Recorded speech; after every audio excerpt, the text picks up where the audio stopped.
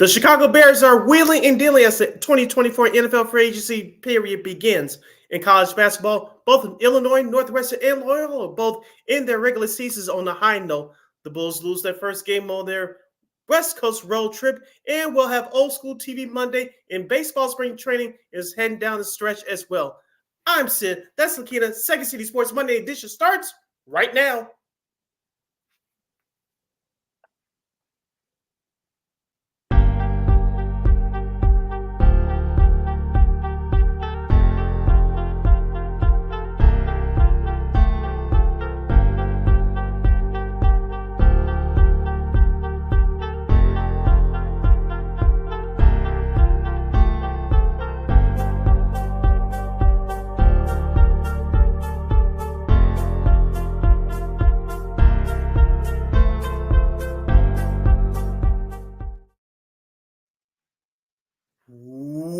Welcome to the Monday edition of Second City Sports. We're live in living color right here on Sports Soul Chicago, along with Miss Lakita McGee, which is she. I am Sydney Brown. Hey, that's me. You can follow yours truly on the Twitter, X, and the IG at SidKid80. Once again, that's SidKid80. That's SIDKID80. That's SIDKID80. You can follow my Lakita McGee on the Twitter, X, like here's going to be on the IG. Make sure you download that Sports Zone Chicago app wherever you get your apps. Please follow Sports Zone Chicago on all social media platforms on Facebook, Twitter, X, Instagram, and YouTube. Please subscribe to our podcast. We are located at War Media Podcast. That's WARR Media, PODCASTS. We are on all podcast platforms, including the iHeartRadio app. And while you're at it, please give War Media a follow at WARR Media on all social media platforms. That's Facebook, Twitter, X, Instagram, and YouTube. And thank you very much in advance for your support. Like, share, subscribe, and tell your friends. We are unapologetically fun, and we have very definite opinions. If you have any definite opinions during our 2-hour extravaganza, we call it a Sports Talk Radio Show. You can always find us at Sports Zone Chicago's Facebook page or at Sports Zone Chicago on YouTube. Type in those questions and comments to the comments section. Lakina will get them up on the screen for you. But if you decide to troll and or do something silly, dumb, or stupid, I've given Lakina full powers to give your full spiel and be a boot. Toodles. But before we begin, we must remind you can catch Sports Zone Chicago live in living color right now on Roku TV. That's right. So celebrate the squad and get with the program. Sports Zone Chicago is now available on Roku TV. If you already have a Roku television, just tap on that sports folder and download that Sports Zone Chicago app. If you don't have a Roku television, but you have some handheld devices laying around, iPhone, iPad, iTouch, your Chromebook, or your PC, or your Android, just head up to Google Play Store and download that Roku TV app and access Sports Zone Chicago through that avenue. So no more excuses. Celebrate with the squad and get with the program. Sports Zone Chicago is now available on Roku TV. 24 hours a day, 7 days a week, 365 days a year. Live and on demand. Anytime, anywhere. And you know we will provide. And we will provide you with some of the greatest hits here on Second City Sports. Of course, the Bulls is a tough one in their last game of the road trip. They go 3-1 in their West Coast trip. They're back at it tonight against another top Western Conference team, Dallas. Tickets are being punched to the big dance, and of course, all the local teams here in Illinois ended on a high note over the weekend, and also to old school TV Monday. And Connor Bedard has a career night with the Hawks and a whole lot more. But first, Sid, the free agent frenzy of the NFL has commenced, and the legal tampering, I guess, if you want to, however you want to phrase it. But it started about a little over an hour ago, 11 a.m. Central Time, and the Bears made their first. Well, actually, they made a couple of new moves. Yesterday, they got former All-Pro safety Kevin Byard to a 3-year deal, well, a 2-year deal. Also, they just agreed to a 3-year deal with former Pro Bowl running back DeAndre Swift, formerly of the Lions and the Eagles. And Sid, what do you think? Because for me, it kind of feels like, okay, both these signings you look at two ways. Our buddy James Duvo, who does a great multimedia work for NBC Sports Chicago and also a friend of the show, says that you could, especially with the Swift side, you look at it two ways. This could be like the biggest steal of free agency, or they could end up having egg in Ryan Poles' face. So, Sid, what do you think? I'll act like an athlete and take the second part of your question first. With the DeAndre Swift signing, it tells me two things. One, the Bears are trying to go for next year to make the playoffs. As I told you, you listeners and viewers out there, Matt Eberflus will be headed into year number 3 of his coaching tenure. First 2 years, losing seasons. If you don't get it done in year number 3, you're out of there. Number 2, DeAndre Swift will probably be your starting running back. If Khalil Herbert is on this roster, he'll be sharing the carries with Swift and Herbert will be sharing the carries with each other. Roshan Johnson, it looks like he's going to be the odd man out once again, but we'll see what happens between now and the draft. If Khalil Herbert's going to be on this roster for next year. Now, with the Kevin Byard signing, that's a great signing as a veteran safety. He's going to come there and help the young guys out like Jalen Johnson, who just got his fresh cash, and he's going to help out Tyree Stevens, who, in my opinion, had a very good rookie season at corner. So this is a great signing for Chicago. Byard is going to provide veteran leadership among that veteran group, among that young group, rather in that secondary. Don't forget about Kyler Gordon, Jaquan Brisker too. Those young guys progressed to another level last year. I think they'll get better with Kevin Byard there as being the veteran leader of that young group. With the Byard signing, I feel like if I get the Kevin Byard that we saw with Tennessee, where he went to he was named All Pro twice and was one of the best safeties in the league, cool. Now, if I get the Kevin Byard where, in Philadelphia, where you could probably say it was assisted with Patricia, and that safety for the Eagles, the secondary was just awful. So if I get that guy, okay, yeah, I'm side-eyeing this. So if I get the first part, I mean, look, Blake 3 DJ, I'm sorry about that. Bear down. Okay, yeah, I guess he likes the signing. So again, you guys feel free to comment on our YouTube and Facebook page there for Sports on Chicago. But yeah, I mean, look, for me, okay. I mean, look, they got about $60 million to spend, so we'll see if they make any more moves as we're doing this. And I mean, okay, you got a couple of veterans. Okay, cool. Let's see if they can actually, produce. If we get the fraction of what we saw, if we get the Swift, Swift's case we saw, and with the Lions, great. If we saw the, I kind of feel like, okay, I'm going to wait and see approach with him. I mean, he's only 27. He's a very solid running back. He's been to a couple of Pro Bowls. So, I mean, look, again, solid signing, but I need to see them produce before I even say whether or not it's going to be a good signing or not.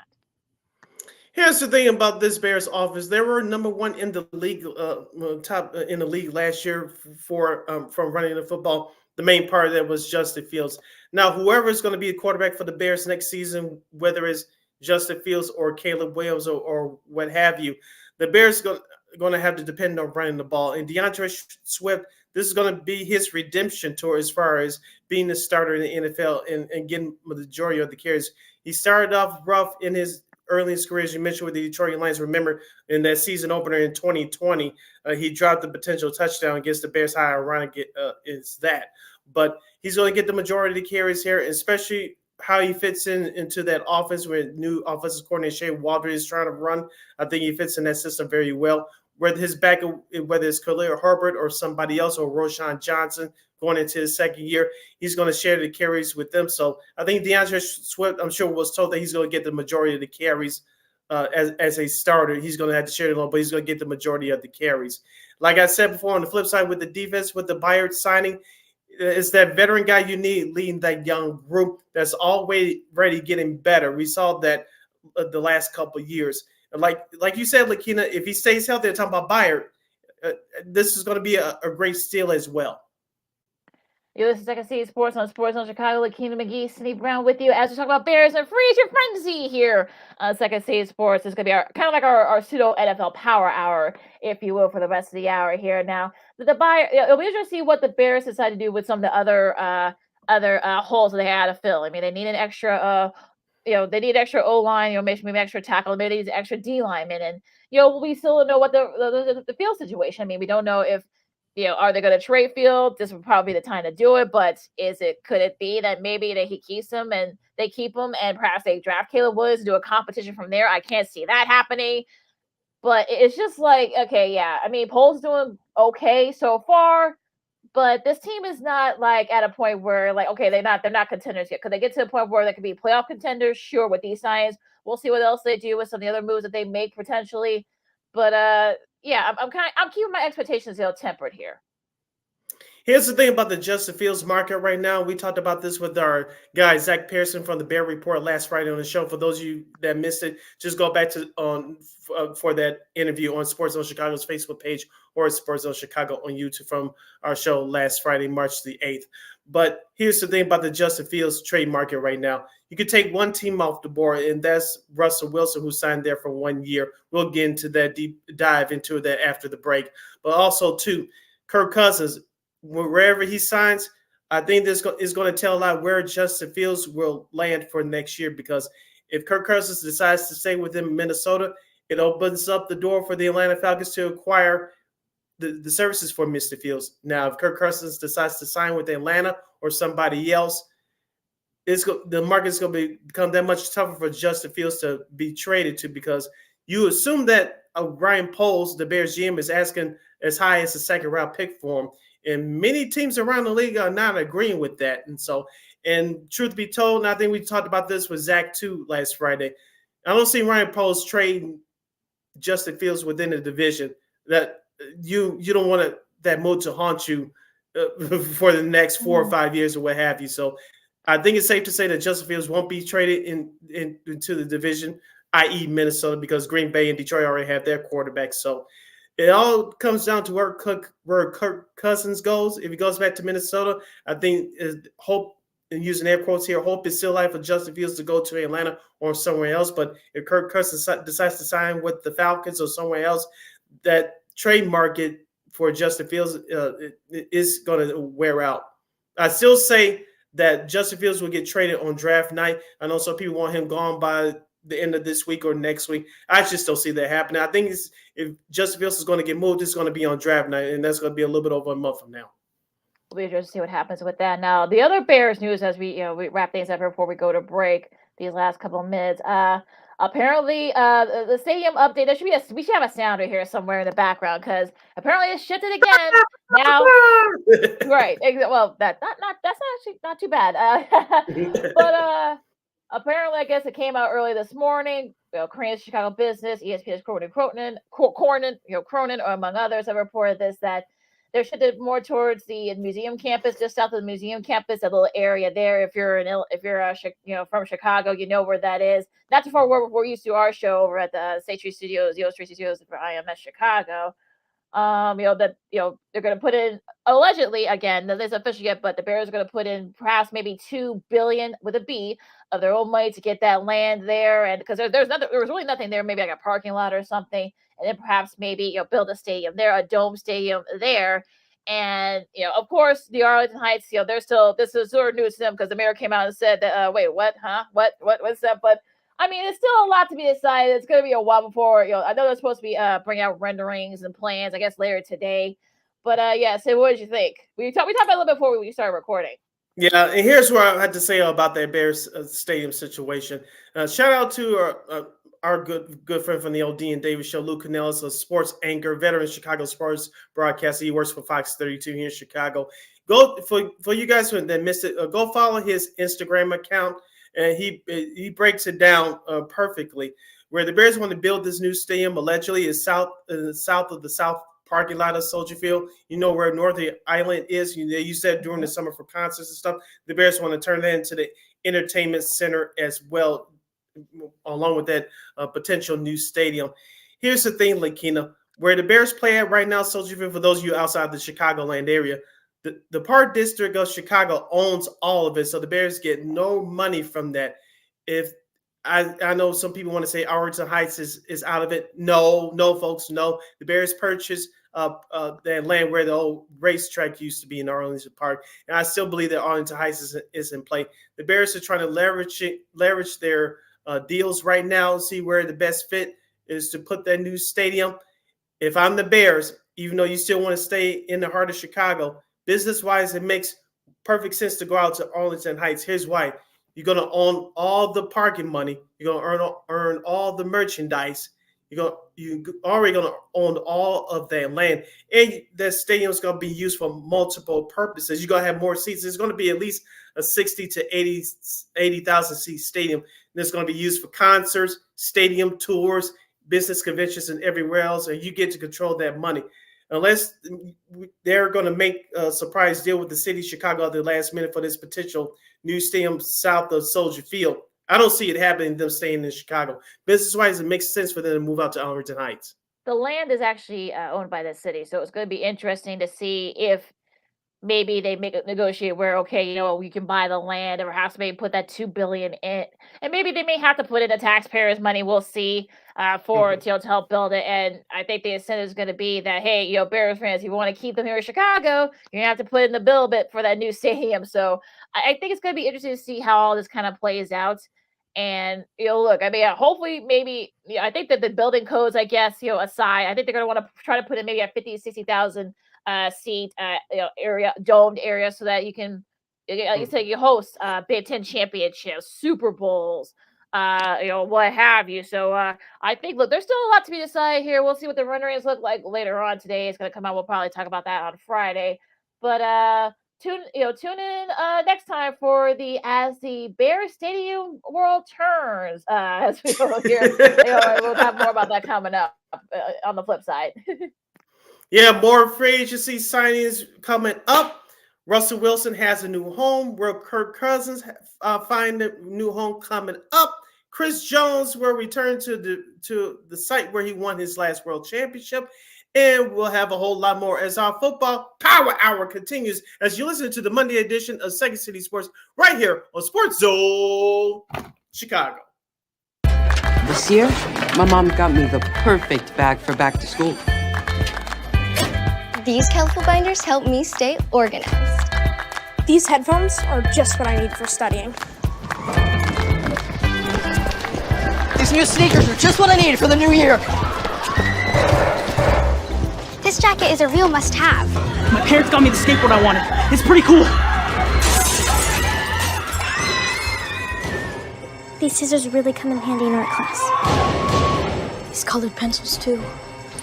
These new socks, they can be a real lifesaver.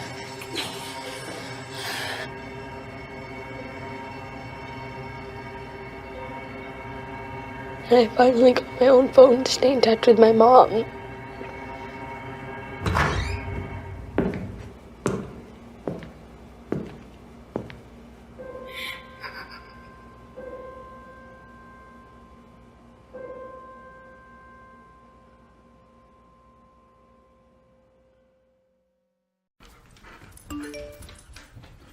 Trisha's having a sleepover tonight. Can I go? I wonder about Lucy's friends. What should I say? I know you're only 10, but one of these days a friend will offer you a drink. And alcohol at your age can lead to so many things. None of them good. So can I go to the sleepover? Lucy, I want you to promise me I something. finished my homework. Bigger promise. If there's any drinking, I want you to say, "No thanks, not my thing." Mom. I promise you. Your real friends won't care. Deal? Sure. Really? I promise, Mom. They really do hear you. Did you pack your toothbrush? For tips on how to start the talk, visit underagedrinking.samhsa.gov, a public service message from the Substance Abuse and Mental Health Services Administration.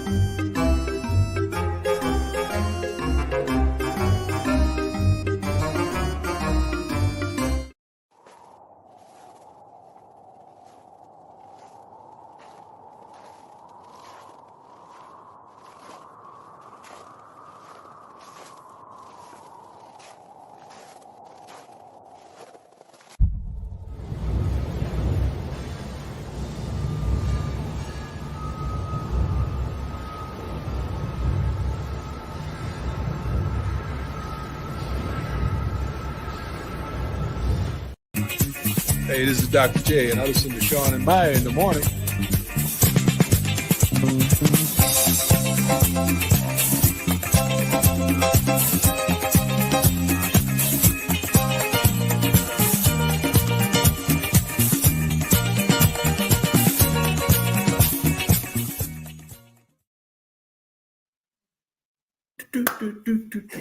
Welcome back to Second City Sports, the Monday edition. We're live in the living color right here on Sports Soul Chicago. I'm Sid, that's Lakina.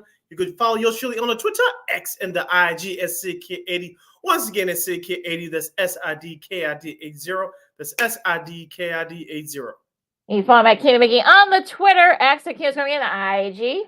We'd like to thank those of you that are listening and watching right now on our Sports Zone Chicago's Facebook page or at Sports Zone Chicago on YouTube. You have any questions or comments for us during our 2-hour extravaganza? Now we have less than 85 minutes left. You have any questions or comments on the Bears or the rest of the NFL free agency season that's kicking off right now? You can always go to Sports Zone Chicago's Facebook page or at Sports Zone Chicago on YouTube. Type in those questions or comments in the comments section. McKenna will get them up on the screen for you. And make sure you guys like, share, subscribe, all you new listeners and viewers. So, hi, how are you? And tell your friends about us and, of course, our great network here. Now, Sid, more NFL free agent frenzy.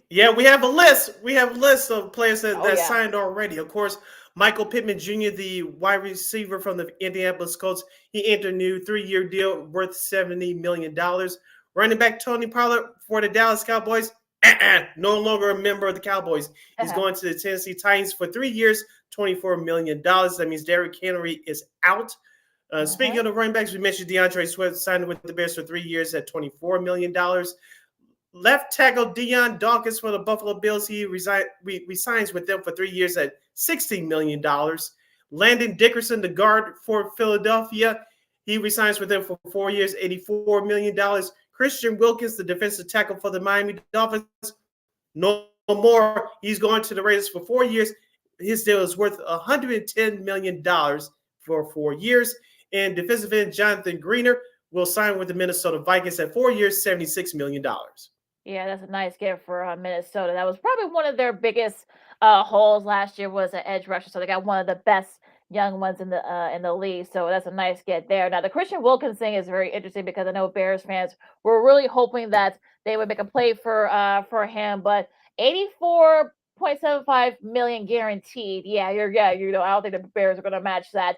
And him and Max Crosby in the same defensive line. Are you seriously like Antonio Pierce? We know they're going to have a great time there. And the Deion Dawkins is actually pretty funny because with all the Bills, having to release their players because they had to go under the cap. I guess he posted on his social media that, well, you know what, I might not come back, whatever. But I guess he pulled a fast one, so he resigned with them. So that was actually pretty funny how he played that there. Probably the best troll job of all time there. He gets extra, but that might be his agent on the phone right now as we speak. The Michael Pittman thing, that's a really good get. I mean, the Colts are probably one of those up and coming teams. That division, we'll get to Bay Trade having that division over the weekend, and we'll get to that in a second. But that's a great deal for the Colts. They got rid of the franchise tag. They get him back in the fold. One of the best wide receivers, and another. Once Anthony Richardson comes back from his arm surgery, it'll probably come late of next year for the Colts.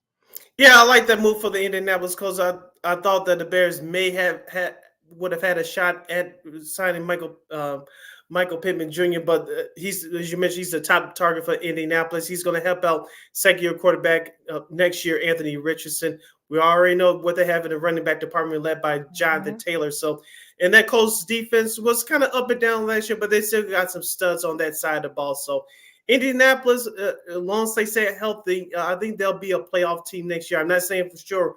We'll see about that once we get to training camp in July and early August. But on paper, I like the way they're setting up right now. Yeah, the Jags, they had a very busy last couple of days. They agreed to terms with former Bills center Mitch Morse. Of course, he Doug Peterson was his OC when he was with Kansas City, so that's a nice get to have protect Trevor Lawrence's blind side there. So that's a nice get for them. A few others, of course, Chris Jones, $158.75 million base salary with 101 guaranteed. He has $30 million signing bonus as well. So the first 2 years are guaranteed, and the 2026 base salary will and guarantees in 2025 as well. So he gets his money. Massive contract extension for him. So a lot of movers and shakers kind of happening so far, and we'll keep you guys updated because I know there's gonna be more coming down the pike. But really the big news, another thing that came out like late last night, while you were sleepy and recovered from daylight savings time, Russell Wilson has decided to go to the Steel City. He went to Pittsburgh to sign. Well, Denver's actually going to cover a lot of that salary. So if you're the Steelers, you're probably like, okay, let's because we don't really have to pay him. So it'll and Kenny Pickett, which I'm sure Russell Wilson would possible. That's going to be interesting. But yeah, really interesting gift for Russell Wilson, the Steel City, and the AFC North is going to be a battle next year. Yes, I think this is a good move for Pittsburgh. I know some people, from what I've heard, that they still like Kenny Pickett, but we all watched him, Lakina, in college. He was a very good player at the University of Pittsburgh, but just hasn't translated on the big stage yet. He's too inconsistent for my liking. But Russell Wilson is going to challenge him and Mason Rudolph for that starting job, and Mike Tomlin is going to have I'm not going to say a mess on his hands, but he's going to have a challenge on his hands for that offense is kind of in transition right now. I know they got a lot of young players like running back Najee Harris. You have Deontay Johnson, one of your star wide receivers. George Pickens there as well. He's starting to become one of the top young wide receivers in the NFL. So the Steelers are in transition a little bit. Can they get to the playoffs, back to the playoffs again next year? Yes, they can. They did it with their defense this year, even though TJ Watt was out for the last couple of games of the regular season last year, including that playoff loss at Buffalo. So, but like you said, Lakina, that competition in the AFC North is going to be tough. Cleveland's going to have Deshaun Watson back. Cincinnati's going to have Joe Burrow back, hopefully healthy for the entire year. And Baltimore still has Lamar Jackson. They had something to prove after what they did to themselves in the AFC title game last year against Kansas City. So can Pittsburgh perhaps be one of those three wildcard teams? They can, but it's going to be tough with their division alone. Yeah, definitely going to be a slugfest in the AFC North. Second Stage Sports on Sports of Chicago. Lakina McGee, Cindy Brown with you. NFL free agent frenzy continues here. We'll keep you guys updated. Yep. And we'll keep you guys updated and even more sides because this is coming up fast and furious. Gabe Davis, the Pro Bowl wide receiver for the Bills. Well, no, he's not long with the Bills. He's now in Jacksonville with a 3-year, $39 million deal with a chance to get even more money, up to $50 million. So that's a nice gift for the Jags because they kind of jagged the AFC South last year. So yeah. So what do you think about that sighting? A couple of things. One, it's an extra target for Trevor Lawrence, their star quarterback. Number two, does this mean it's the end for Calvin Ridley, who had a good year last year before injuries crept up on him? Just a crazy thought. Yeah, I think that's going to be another thing here. So we'll see what happens because I think that they really need that beef up that receiving core down there in Jacksonville after what happened this past season. Dorrance Armstrong plans to sign with the Commanders. The Commanders, of course, the former Dallas defensive end, head coach, Dan Quinn was his DC down in Dallas, so a nice reunion there. And look, I would be surprised if the Commanders even more than the Bears, they got even more money for to play with. So we'll be seeing the Commanders a lot these next couple of days. Yeah, plus we know that Washington needs a quarterback as well, so we'll see who they pick up in the draft. But as far as defense is concerned, they had to rebuild it as well because remember they traded Chase Young last year to the 49ers. Of course, Montez Sweat is now a member of the Chicago Bears, so they traded at the trade deadline here as well. So the Commanders have a lot of work to do. Like I said, their defense is going to be a young defense, but they got to focus in on their quarterback, and they will in the draft. Should be very interesting there. I want to make sure we get all this stuff because because like a lot of this stuff's coming up fast and furious now. T. Higgins has requested a trade after being tagged by the Cincinnati Bengals. Higgins is not very happy that he got the tag, and I guess the contract negotiations are going too well. So now he says apparently he wants out of Cincy.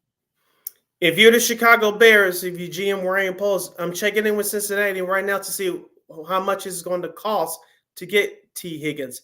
I know there's a lot of wide receivers in the draft, and I think the Bears will get one of those wide receivers. But if you're trying to win next year, I'm talking about getting into the playoffs, I'm checking in to see what's the cost for T. Higgins.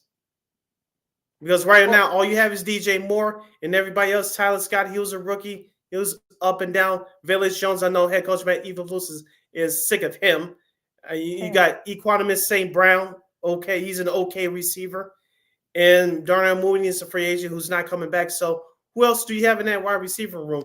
You need to have that wide receiver room built up. I know, like I said, they're going to get one of those wide receivers in the draft. But outside of that, outside of DJ Moore, and who else do you really have that's a threat on the offensive side of the ball? Whoever's the quarterback, Justin Fields or Caleb Williams or who have you, you need to have weapons. I'm checking in to see what's the price tag for T. Higgins. Yeah, but the thing is, they're gonna have to get you're gonna have to get another team involved because you only have 5 picks. So you may have to do maybe a future, do a trade, perhaps maybe a future second or third round.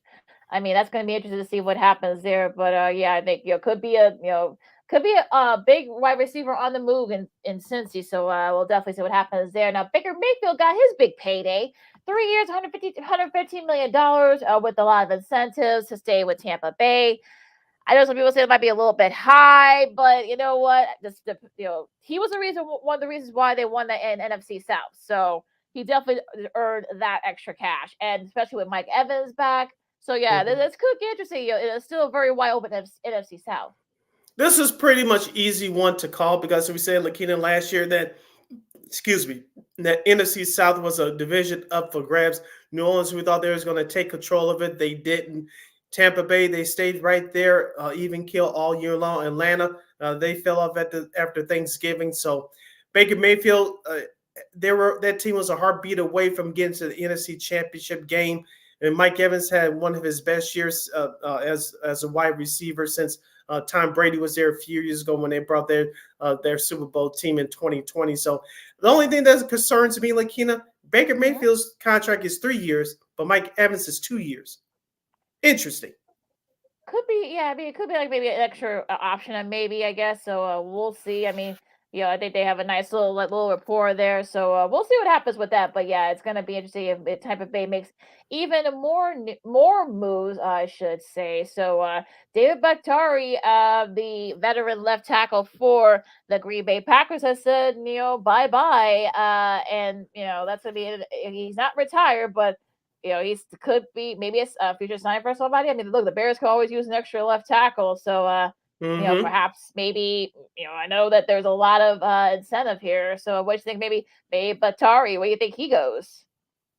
If you're the Bears, you may want to kick the tires on him, but I think the only problem with Bakhtiari is he's been injured the last few years, so I think that's going to devalue his market a little bit. But somebody can use him. I don't know. The Bears are going to go that route. Like I said, I would kick the tires to see. I'm not saying he's the end-all, be-all if the Bears do sign him, but I would kick the tires to see how much does he have left. All right, and another big name, free agents name to look out for is Saquon Barkley, and I think I saw somewhere where I think the Eagles might be one of the teams that's considering him. Of course, the Bears already got their running back in of course in Swift, but now Saquon Barkley might be on the move. Yeah, it'll be interesting to see where he goes. If he goes to Philadelphia, if you're the New York Giants, you definitely not want to see that because you're going to see him twice a year. How many years that Saquon has? If he signs with the Eagles, if he signs a 2-year or 3-year deal, you're going to see him for the next 2 or 3 years. And if you're the New York Giants, you definitely do not want to see that. But I think Saquon can help out with that Philadelphia Eagles offense. Remember that Eagles offensive line is still in reconstruction in part due to the retirement of Jason Kelce. We don't know what's going on with not DeAndre Swift, but Devontae Smith and A.J. Brown. And not Justin Fields, but Jalen Hurts has come off that finger injury. Remember, he was struggling last year before that finger injury toward the end of last year. But if all systems go and everybody's healthy, I think Saquon can help out that Philadelphia Eagles offense. Bobby Wagner, the former All-Pro and Pro Bowl linebacker from the Seahawks, is going to test the market. So if you're the Bears or anybody else, I know he's a little bit older. I think he's like 33 now, but he can still be perhaps maybe make a big splash for somebody. Yeah, I can see a team like Dallas, maybe Green Bay, a veteran team like that. Let's not. And this is a team that's knocking on the door as a Super Bowl contender in the NFC. Call me crazy, but maybe the Detroit Lions. Maybe. Definitely something to look out for as well. And another D lineman, Eric Armstead for the 49ers, has decided not to take the pay cut. I guess they're trying to restructure his contract, and he's expected to test the market.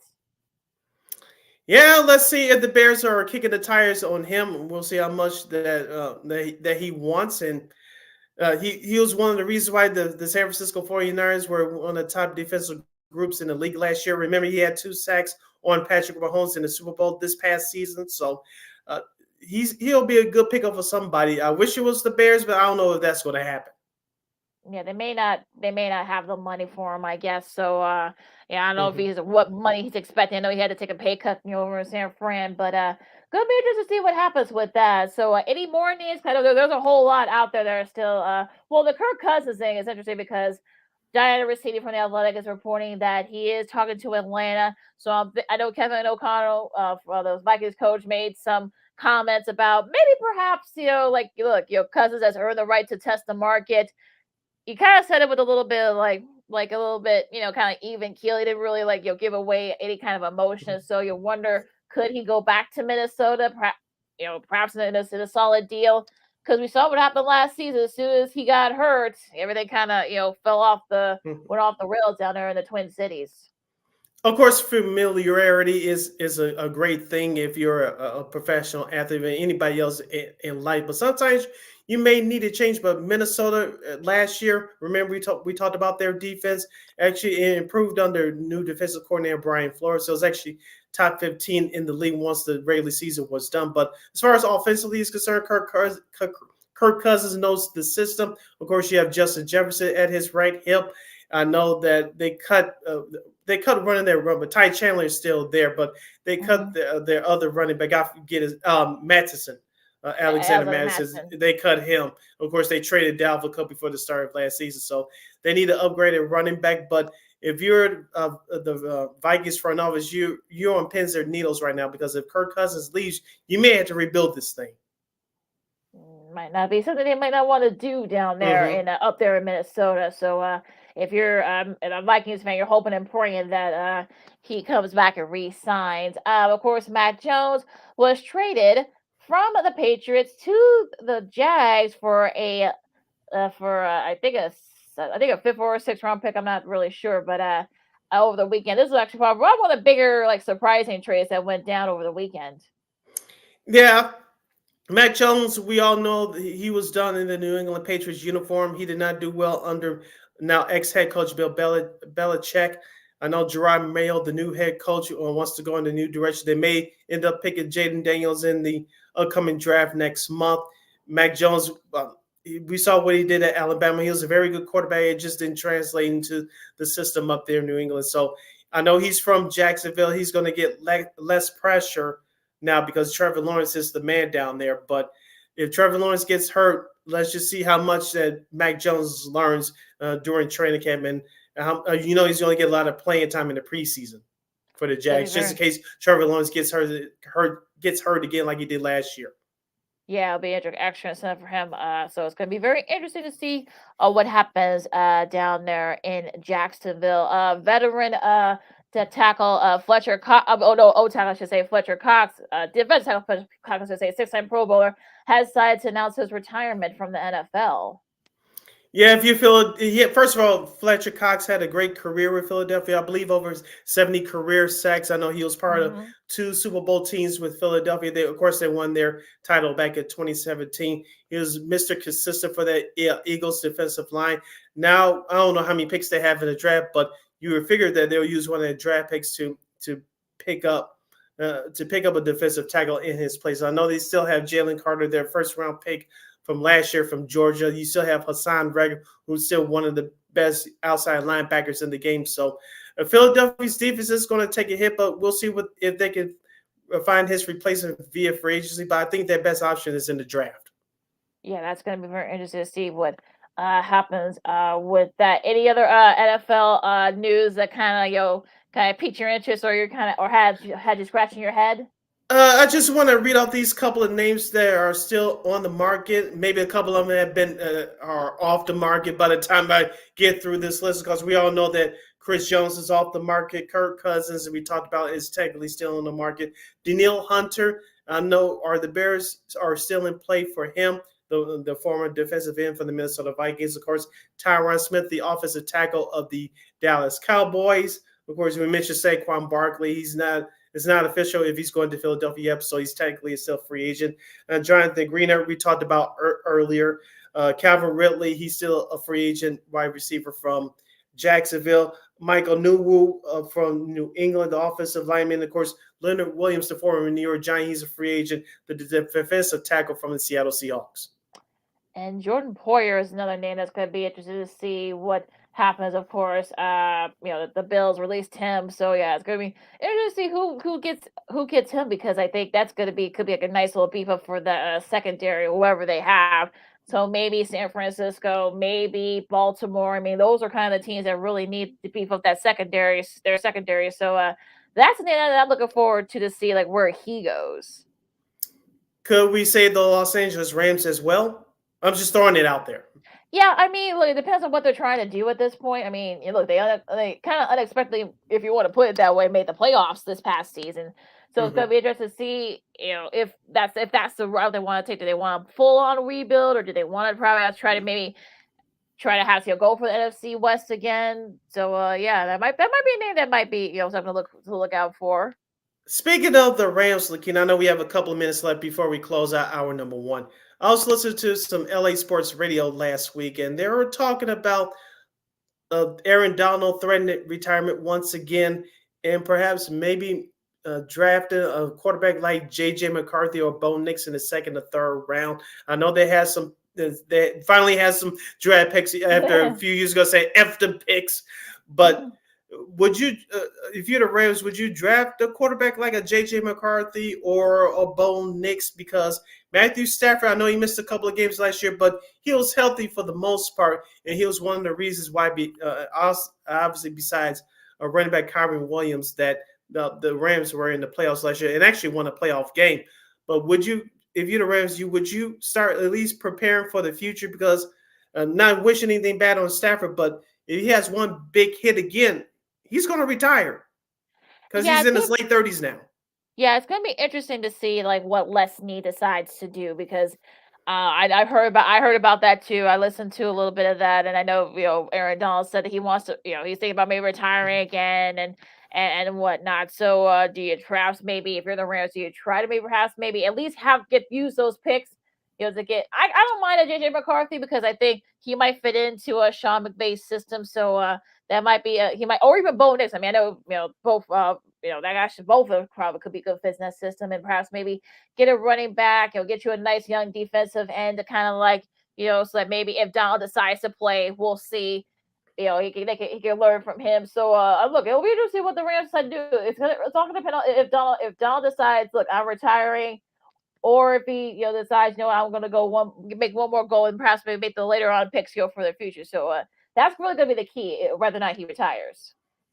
All right, hour number one in the books, hour number two straight ahead. As you listen to the Monday edition of Second City Sports on Sports Zone Chicago, coming up, the Chicago Bulls finished their West Coast road trip with a 3-1 mark. The Los Angeles Lakers had a great weekend. Women's college basketball took a major hit, no pun intended. Of course, baseball is getting into full swing as we're less than a week away from the start of the regular season, and we'll have Old School TV Monday. That and a whole lot more. I'm Sid. That's Lakina. You're listening to Second City Sports right here on Sports Zone Chicago. No, I don't know, though. I'm scared. I mean, you're so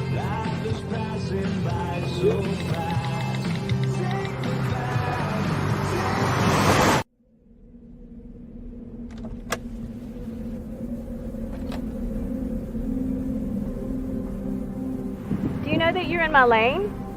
No, not at all. Are you not paying attention? Are you texting? I was just checking in with my mom. I was telling her that I thought we'd be home by 6. It's okay. There's enough time. Just pay attention. I'm not even halfway through my text. There's no way. I'm not even going to look up. My babies are in the car. You have to pay attention. It's just supposed to be a quick text. I'm so sorry.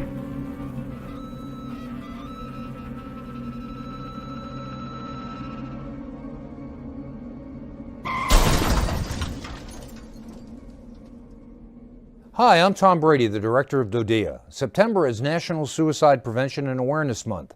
The simple act of reaching out and caring for those in our communities is something we all can do. Just being there for someone you care about can be a tremendous first step in getting them access to confidential resources and support that they need. It only takes one person and one small act and 1 minute to make a difference. Let's make a difference.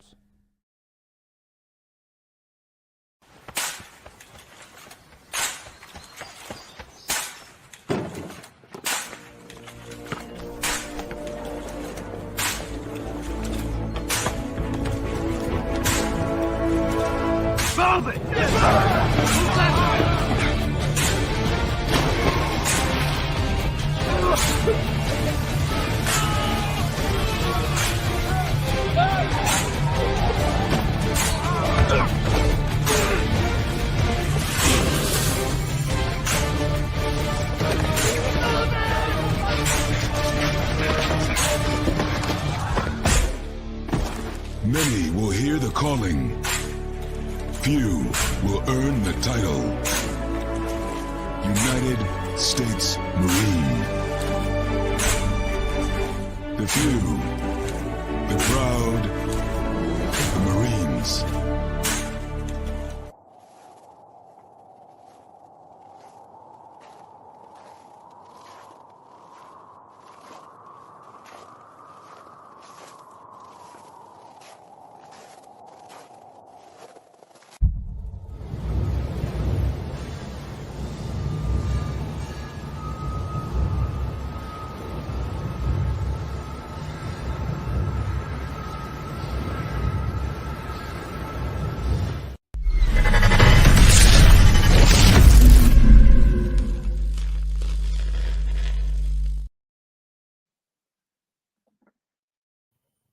Welcome back to hour number 2 of Second City Sports, the Monday edition. We're live in the living color right here on Sports Soul Chicago, along with Miss Lakina McGee, which is she. I am Sydney Brown here. That's me. You can follow yours truly on the Twitter, X, and the IG at SidKid80. Once again, it's SidKid80. That's SIDKID80. That's SIDKID80. You can follow my Keena McGee on the Twitter, X, again, the IG. We have less than an hour left for this extravaganza we call a sports talk radio show. If you have any questions or comments for us, we see you guys watching and listening right now. Thank you very much for joining us. Don't be afraid to put some questions or comments in the comment section. For you to do that, you must go to Sports Zone Chicago's Facebook page or at Sports Zone Chicago YouTube. Type in those questions or comments in the comments section. Like, will get them up on the screen for you. And just a daily reminder, you can catch Sports Zone Chicago, not now, but right now, live in 11 color on Roku TV. All right, a couple of notes here. We told you these things are coming out fast and furious. The Jaguars are not done. They've signed former safety Darnell former Packers safety Darnell Savage to a 3-year deal. And also to Seahawks have signed free agent tight end Kobe Parkinson to a 3-year deal worth have a $13.5 million guarantee worth $22.5. He actually grew up not too far from that area, so both the Jaguars. I think the Rams made a signing as well. Let me get this up here for a second. Like I said, all this is coming up fast and furious, folks. Give me a minute here. They re-signed guard Jonah Jackson to a 3-year deal worth $51 million and $34 million guaranteed. Of course, with the Kevin Dotson sign, so it looks like maybe it's a good thing to be a guard in free agency this year. Yeah, so like you said, if you're the Bears, I know you need a left tackle and you need a center as well. So, like I said, free agency probably not the route for the Bears to go to. I know they traded for Ryan Bates, the former offensive lineman for Buffalo last week with the 5th round pick, but if you're the Bears or bringing it back home, I think your best bet is to find a couple of backup offensive linemen in the draft.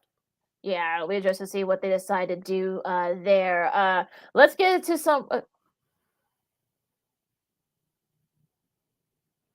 We'll go into basketball right now as well. Talk Chicago Bulls and the NBA. Of course, the Bulls finished their West Coast road trip with a 3-1 mark, and they dropped their last game last Saturday afternoon to Los Angeles Clippers by the score of 112-102. Paul George led the way for the Los Angeles Clippers with 24 points, while DeMar DeRozan scored 22 for Chicago. Of course, 24 for Chicago, 22 for Paul George. But as others for the Chicago Bulls are concerned, Nikolai Vucevic had a great road trip. He had 22 points, including 2 of 4 shooting from downtown. Kobe White struggled once again from downtown, shooting 3 of 9 from downtown, even though he had 19 points. His previous 3 games, he was starting to come on as far as his outside shooting. I still like his aggressiveness. I still like his decision-making as a playmaker, as a ball handler, but he struggled on Saturday as far as shooting, even though he tallied 19 points. Ayo Dosunmu, who's starting at the point guard position for this Bulls team, he came up big with 13 points and 4 assists off of 7 shooting for 3-point range. I like his defense. I like the way that he takes control of this Bulls team. Ayo Dosunmu, you saw his play continue to improve last year. Is even more this year, especially with the injuries to Zach LaVine and Patrick Williams. I like the way Ayo Dosunmu is playing right now. You really did get much from your bench outside of Torrey Craig and Brenham. Both had 6 points, but it was the starters that carried the Bulls through. I know they led by double digits at halftime, but as I mentioned, Los Angeles Clippers, who are one of the top 4 teams in the Western Conference, they came out in the second half, set the tone defensively. Kawhi Leonard and Paul George, as I mentioned, took over. Kawhi Leonard had 19 points. Paul George had 24. And Zubac, their starting center, had 16 points and 9 rebounds for the Clippers to come out with that victory. The Bulls did better than what we expected on this 4-game road trip. As I mentioned, they posted a record of 3-1. As myself and Lakina talked about on this show last week, you thought they were going to get the Utah game, which they did, but they got away with one against Golden State last Thursday night, I should say. They got away with one coming back from Sacramento in double-digit fashion to defeat the Sacramento Kings. You think there are character builders building wins going forward for this Bulls team? We'll see what happens as they come back home, as Lakina mentioned last hour. The Bulls will host the Dallas Mavericks tonight. Of course, they have a game on the road on Wednesday at Indiana before coming back home on Thursday to face the Los Angeles Clippers, who they lost to, as I mentioned, last Saturday afternoon. So a tough week ahead for this Bulls team, but despite not blowing that second half lead, you start to see some encouraging signs for this Bulls team, as Lakina rejoins me right now. What did you think about last Saturday's loss, Lakina? They lost a double-digit lead at halftime. The Clippers showed who they were. But as I mentioned before, I like the way Ayo Dosunmu was playing. Kobe White, even though he struggled shooting from the outside, scoring 19 points, I still like the way he's playing right now. This Bulls team, as of right now, I like the way they're playing. I'm not saying they're going to the NBA Finals. I'm not saying they're going to get out of the play-in tournament, but the way they played this week, they shocked a lot of people, including yours truly. We thought they were just going to get just that one win at Utah, but they surprised us all. But you got to like the way they're playing right now, even though they ended the road trip on a bad note. Yeah, I mean, it was a tough loss, but as I told our friends, Big Dave Watson, Matt Peck, of course, Will Gottlieb, CHGO Bulls. I mean, the better team won on Saturday. I mean, I saw they were up. They were up about 13 points going into halftime. And of course, look, I mean, the Clippers when everyone's on, when Kawhi's on, PG's on, Harden's on. I mean, I know he gave Kobe White fits, so that was a big that was kind of like a big starting getting. So I kind of feel like I'm not surprised they lost that game to the Clippers. They went 3-1, which look, I said last week, if they went 3-1, I mean, that would be like that would just be like chef's kiss. So look, they had big surprising wins against Golden State and Sacramento. So look, I like what the Bulls are doing. Look, I know, they're not going to win the NBA Finals, Avi, but look, I think you got to appreciate what they're doing. You're always going to get good effort. You're always going to get a great showing from Ayo, from Kobe. Vooch had a nice West Coast trip. Of course, we all talk about DeMar, how he did during those 4 games. So, look, you'll take if you're a Bulls fan 3-1. I mean, that's even better than expected. Yeah, as I mentioned, they have a tough week this week as far as the schedules are concerned. You mentioned they'll host the Dallas Mavericks tonight. Of course, they have a tough game at Indiana on Wednesday before coming home on Thursday for a back-to-back, hosting Los Angeles Clippers. And, of course, next Saturday night, they'll host the Washington Wizards. You would think they'll get that Washington Wizards game next Saturday, but Lakina, they could get the Dallas game tonight. We'll see. if they can get that loss out with the Clippers out of their system. But I'm concerned about that game on Wednesday at Indiana. Of course, those two teams always play each other tough, and they may get the Clippers, but it's going to be tough because it's a back-to-back for the Chicago Bulls coming home from the road playing Indiana. Yeah, that's gonna be tough. But I mean, look, we've seen weirder things happen, so I can definitely see perhaps maybe, and they may get a little bit of get back from that game. So I'm from that Saturday game. So yeah, that should be an interesting game, no doubt. All right, let's move on to the rest of the schedule from the NBA this past weekend. We'll just go through the important games.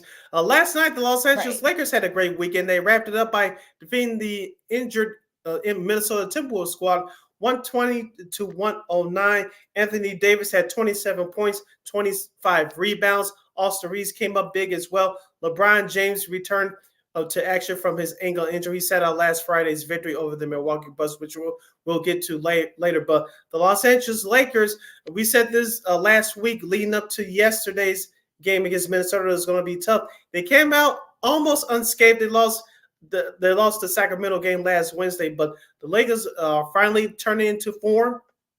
Yeah, maybe. I mean, maybe. I mean, look, they took advantage of Cat being out, so that's what you're supposed to do. I mean, look, it's kind of, you sort of thought that maybe the Lakers would have a shot without him on the floor, so that was a nice, get. I mean, LeBron, of course, bringing LeBron, of course, you're gonna have a nice showing from him. Anthony Davis, 27 points, 25 rebounds, including 15 defensive rebounds. He was definitely a big force in the inside. Happy birthday to him, by the way. He just turned 31 today. Roy Kimura had a really good showing, kicking in the lineup, 15 points for him, including 3 or 5 from 3-point range. That was a big reason why. And D'Angelo Russell, I mean, not his best showing, only 13 points, but they really didn't need him because he did make some good stops late for help the Lakers pull away. The team only scored 17 points, so they're starting to kind of fall off a little bit. I mean, Anthony Edwards can only do so much. He only did so much by himself. So I know Noah Reed had 25 points. Nas Reed just had 25 points, was a career high for him. But they're going to need more contributions from others. So if they want to kind of keep in that top 4 seed in the playoffs in the Western Conference. Yes, we mentioned last week it's going to be a collective effort from this Minnesota Timberwolves team as they deal with the injury to Karl-Anthony Towns' knee. Of course, they're going to had to go on without him for the foreseeable future. You mentioned Anthony Edwards. He struggled last night, 10 of 23 shooting overall, just totaling 25 points. That's not going to get it done, but like we said, it's going to be a total team effort from the rest of his teammates. Now, I want to go back to the Lakers for a minute. Lakina, D'Angelo Russell didn't have his best game last night. I think part of it was fatigue because he had a big game on Friday. As I mentioned, LeBron James did not play. D'Angelo Russell had 42 points, a career high for him, including hitting the game winner against the Milwaukee Bucks. Yeah, it might have been a little, but look, he still scored 25, so that was actually still not a bad showing considering what happened in that previous game the night before. But even still, I mean, look, Minnesota needs to kind of get it going. They need more contributions from Reed and Conley and McDaniels. So yeah, they really need to kind of someone needs to kind of step it up with Cat being out. So Lord knows how long it's going to be gone, and that and all that. But that 25 boards for Mr. Anthony Davis, including 10 stops. Only the second player in the last 40 years to do that in the NBA. And the last guy to do that was Akeem. He had 32 points, 25 points, 13 stops for the Magic all the way back in '89. So, but yeah, so a really nice show for the Lakers. And they're starting to kind of come along a little bit. Yeah. I'm going through some of the other scores from last night quickly. We'll have the Thunder beat the Grizzlies 124-93. The Nets get a big win at Cleveland 120-101. Of course, Cleveland is battling injuries right now, especially to their star Donovan Mitchell. Brooklyn, technically, they're still around the play-in tournament mark. I'll go on. Another big game that took place in the Eastern Conference last night at MSG. The New York Knicks drop a bad one at home to the Philadelphia 76ers, 79-73. Jalen Brunson, who returned to the lineup last Friday against the Orlando Magic in that win, their offense disappeared last night. Jalen Brunson only had 16 points, but the rest of that Knicks squad didn't do anything either. To quote our good friend of the show, Ryan Field from ABC7 New York, he's a Chiefs sports anchor And reporter there, oof. That's basically what he said last night on his Twitter. Yeah, it was. Oh God, if you took the under in that game, look, you're probably one of the few people to do it. I congratulate you because that game was terrible. Only 33 points combined between the two in the fourth quarter. The Knicks just struggled. I know. You kind of wonder, is that knee still bothering Brunson a little bit? He had 19 points, but you gotta think that he was still playing kind of off. And, all the injuries and whatnot, they're starting to fall off a little bit. Philadelphia, look, you'll take it, though. I mean, especially you don't know if Embiid's going to come back. So, look, you steal a game in MSG. Yeah, you'll take it. Yeah, if you're Philadelphia, as we say, keep playing around 500, stay out of that playing tournament scenario, you'll be okay. Some of the other games, like I said, we'll go for the important ones. Houston with a nice win against Sacramento, 1-4. They lose a big guy to a leg injury for the year. That's really heartbreaking. That's gonna be that's good. That's a big loss. So you kind of feel like, okay, yeah, it's gonna be interesting to see how that affects them. Fred VanVleet had 22 points with Orlando, and they get their butts kicked by Indiana. The Bulls' next opponent, Tyrese Haliburton, with 20 points there. Miami loses a bad one to the Wizards. Ugh. We thought they were starting to figure it out. They have a bad loss here to the Wizards. Pelicans beat the Hawks, and Milwaukee. I want to get to this game for a second. I saw a little bit of this game on Sunday, and you gotta wonder, was it because it was like the back to back for the Clippers? So you kind of think, yeah, that might have been ran out of gas a little bit against the Bulls. Milwaukee was a little bit fresher. They didn't have to play on Saturday. Damian Lillard had 35 points, and I think they want to kind of redeem themselves after a loss that they had against the Lakers. We'll get to that game in a second, but yeah, it's a really good game. But if you're the Clippers, you kind of like, you kind of let that slide there. But if you're the Bucks, you definitely needed this win after that loss. The Lakers. We'll talk about that in a minute. Yeah, like you said, it was redemption from the Milwaukee Bucks yesterday, and so they need that win much more than the Clippers did. Real quickly through the Saturday games, Portland beat Toronto, Denver, no trouble with Utah. San Antonio beat the Warriors with Curry being out for the Warriors. You gotta wonder, this could be, I don't know if this is gonna be curtains for the Warriors with Curry being out, but yeah, it's not looking good for the Warriors, at least so far.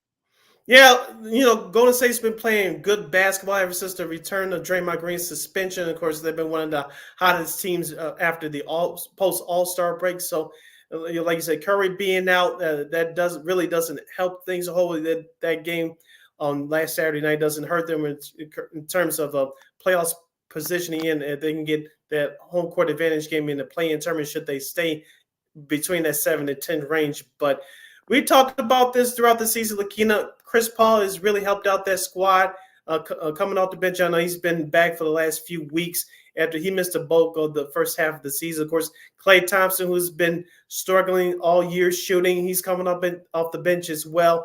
That's going to help the Warriors. Of course, young players like Brandon Posmick and Jonathan Kuminga have really been stepping up, especially in their starting roles. So once the Warriors have it all together health-wise, they're still going to be a dangerous team. Is it those teams like we watched in years past? No, but when healthy, you still going to have to play your best to knock them out.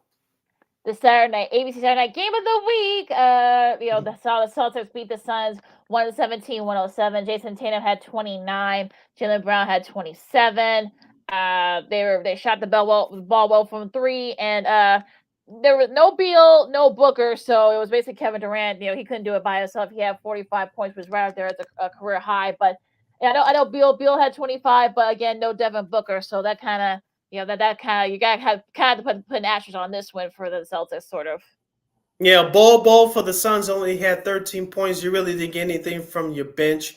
And as we said before, continuity and health is key for this Phoenix Suns team. And without Devin Booker, you saw what happened against one of the best teams in the league. On the flip side for Boston, as you mentioned, Jason Tatum rebounded from that horrible performance at Denver last Thursday night, when you mentioned with 25 points, including shooting 6 of 9 for three-point range. Also, too, Jaylen Brown had 27 points.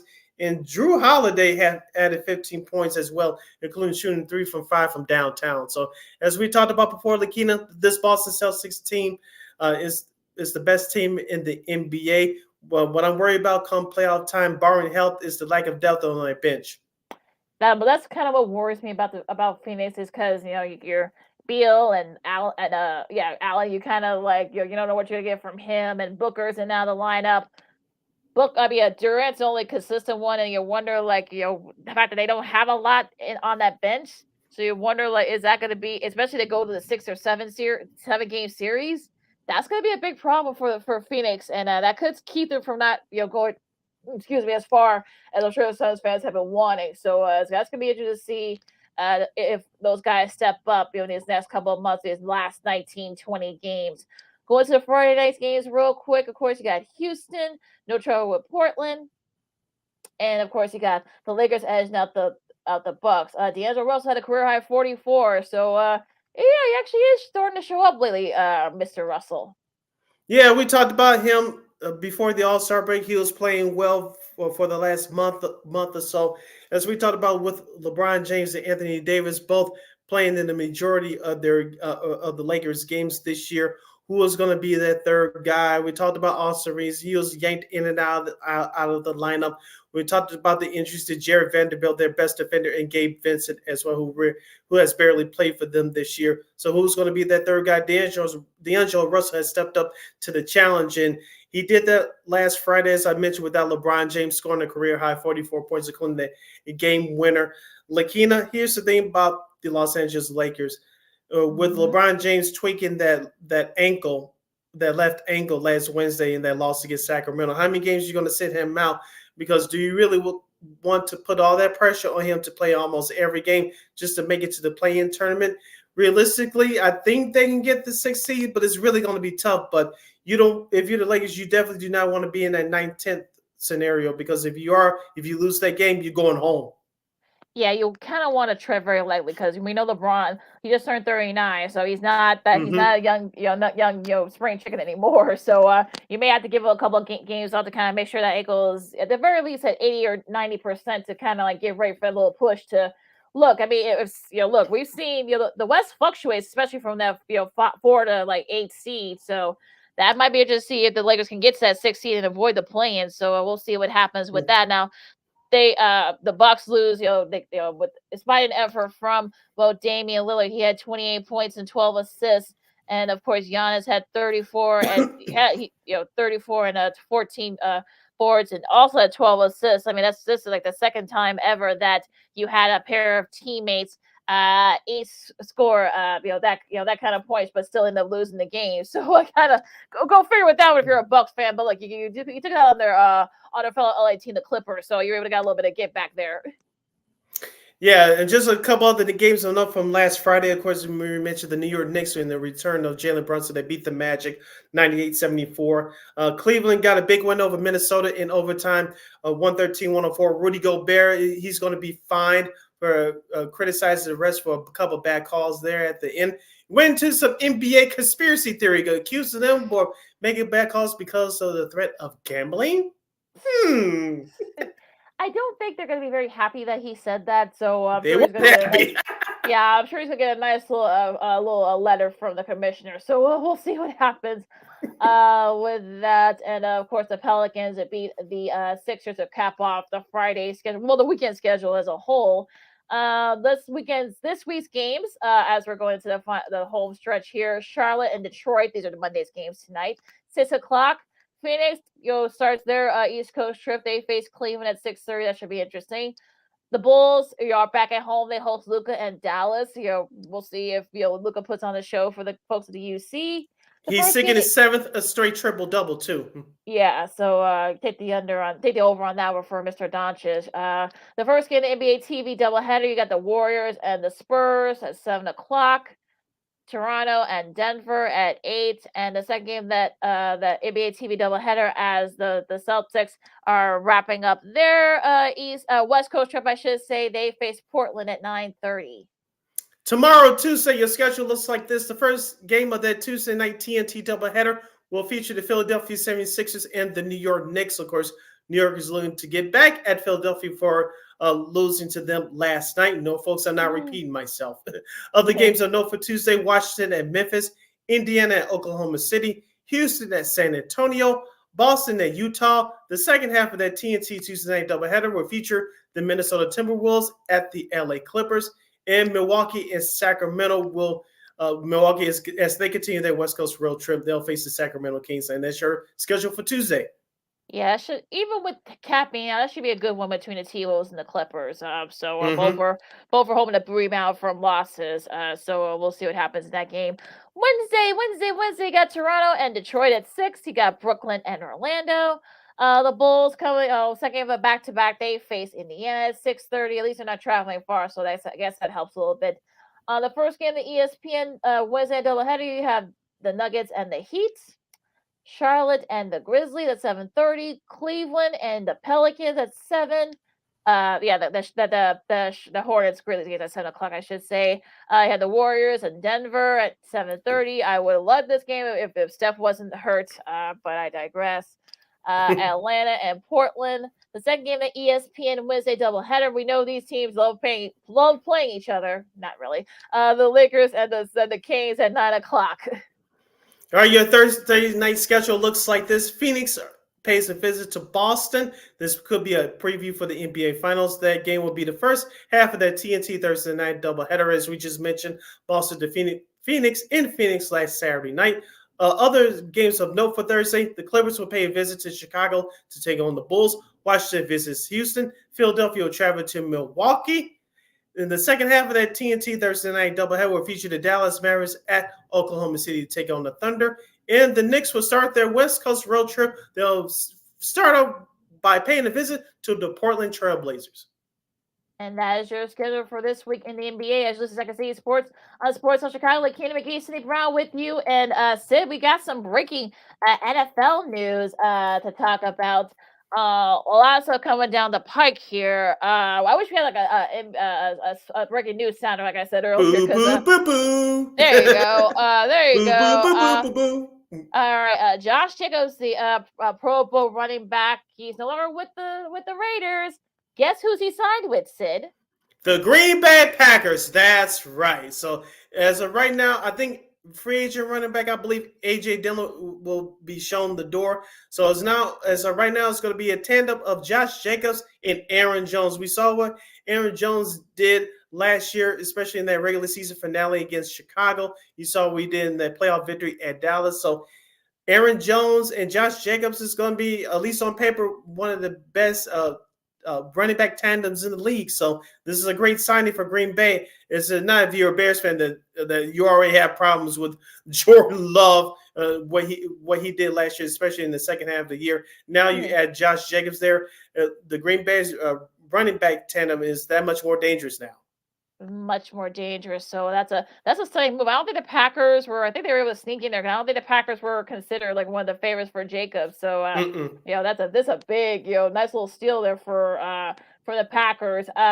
Defensive end Bryce Huff, I should say, formerly with the Jets. He has signed a 3-year, $51.1 million deal with the Eagles. That's a nice signing for them. Of course, with Fletcher Cox being retired, definitely a beef up on that front seven.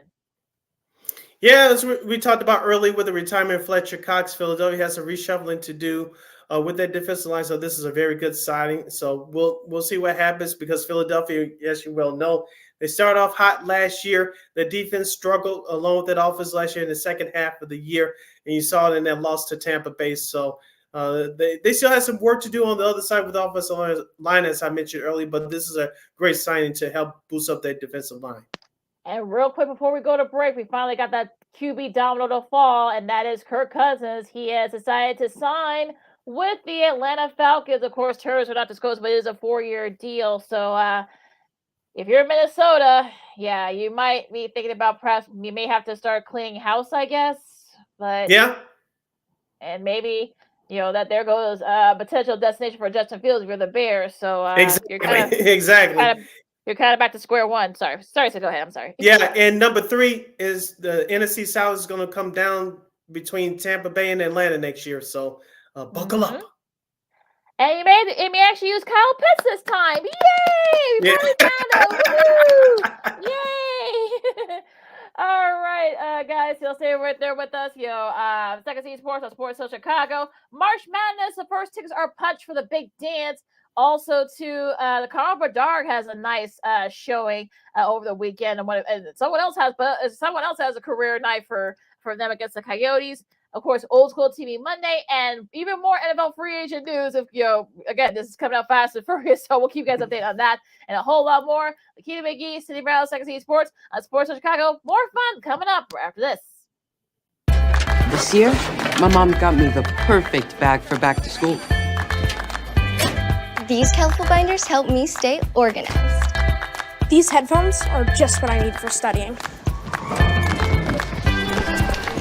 These new sneakers are just what I need for the new year. This jacket is a real must-have. My parents got me the skateboard I wanted. It's pretty cool. These scissors really come in handy in art class. These colored pencils, too. These new socks, they can be a real lifesaver.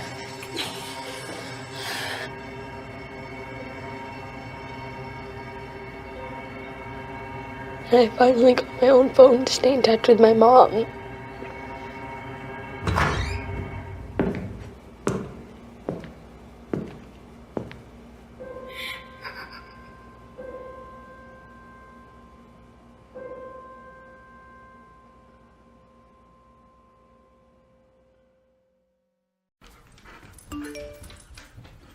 Trisha's having a sleepover tonight. Can I go?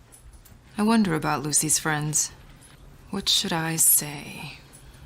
I know you're only 10, but one of these days a friend will offer you a drink. And alcohol at your age can lead to so many things. None of them good. So can I go to the sleepover? Lucy, I want you to promise me I something. finished my homework. Bigger promise. If there's any drinking, I want you to say, "No thanks, not my thing." Mom. I promise you. Your real friends won't care. Deal? Sure. Really? I promise, Mom. They really do hear you. Did you pack your toothbrush? For tips on how to start the talk, visit underagedrinking.samhsa.gov. A public service message from the Substance Abuse and Mental Health Services Administration.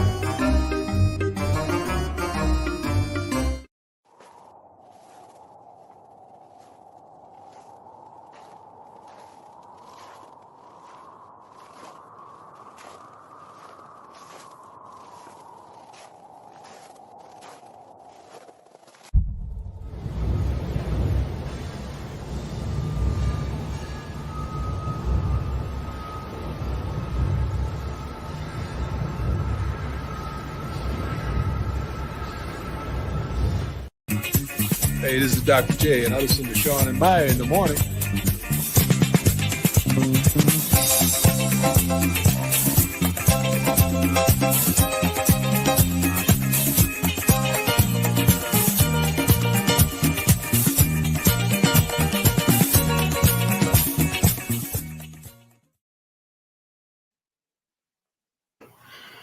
We're rocking, rolling, and rocking as we continue on Second City Sports, the Monday edition, right here on Sports Zone Chicago. I'm Sid. That's Lakina. You can follow yours truly on the Twitter, X, and the IG as SidKid80. Once again, it's SidKid80. That's SIDKID80.